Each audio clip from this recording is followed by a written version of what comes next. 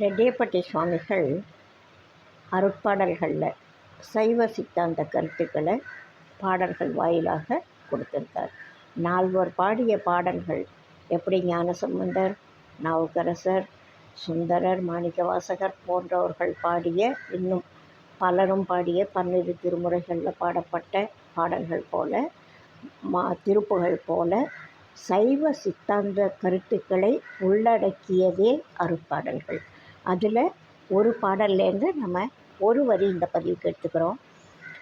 பருவம் அடைந்தும் அன்பர் பட்ட துயர்கள் யாவும் சுருதி விளம்புகின்ற துறவும் அறிந்திருந்தும் ஏன் உனக்கு இந்த வாட்டம் அறிந்திருந்தும் ஏன் உனக்கு இந்த வாட்டம்.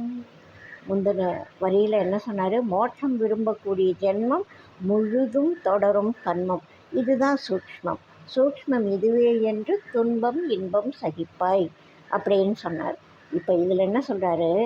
பருவம் அடைந்தும், அதாவது பக்குவப்பட்ட ஆன்மாக்களுக்குத்தான் கொஞ்சம் இன்பத் துன்பங்களால் அடிபட்டு பல பிறவிகள் அந்த ஆன்மீக நாட்டம் இருந்த ஆன்மாவுக்கு தான் அது வரும். அப்படி பருவம் அடைந்தும் அன்பர் பட்ட துயர்கள் யாவும் சுருதி விளம்புகின்ற துறவும் அறிந்திருந்தும் ஏன் உனக்கு இந்த வாட்டம். நிறைய ஆன்மாக்கள், இப்போ மாணிக்கவாசகர் இறையருள் பெற்றவர். ஆனால் அவர் அந்த திருப்பெருந்துறையில் பார்த்த பிறகு அவர் பட்ட துன்பங்கள் கொஞ்சமாக நஞ்சமாக. காசு எடுத்து செலவு பண்ணுவார். திரும்ப பாண்டிய மன்னன் வந்து அவரை சிறையில் அடைப்பான். அதுக்கப்புறம் சுடுமணலில் நிற்க வைப்பான். அவர் எவ்வளவு அசிங்கப்படுத்தணுமோ அவ்வளவு அசிங்கப்படுத்துவோம். ஒரு பெரிய பதவியில் கௌரவமாக இருந்த ஒருத்தரை அவ்வளவு கஷ்டப்படுத்துகிறான். எல்லாரும் பார்த்து பரிதாபப்படுற அளவுக்கு கஷ்டப்படுத்துகிறான். இது மாதிரி ஒருத்தர் 2 பேர் இல்லை, எல்லாம் நிறைய பேர் அவங்கள மற்றவங்க வருத்தும்படியான சூழ்நிலைகள் நிறைய அன்பர்களுக்கு ஏற்பட்டிருக்கு.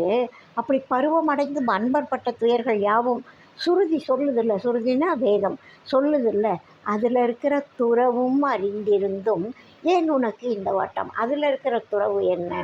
இவங்களுக்கு இன்பம் துன்பம் ரெண்டுமே சமமாயிடணும். இன்பத்தை கண்டு மகிழ்ச்சியோ துன்பத்தை கண்டு துன்பமோ வரக்கூடாது.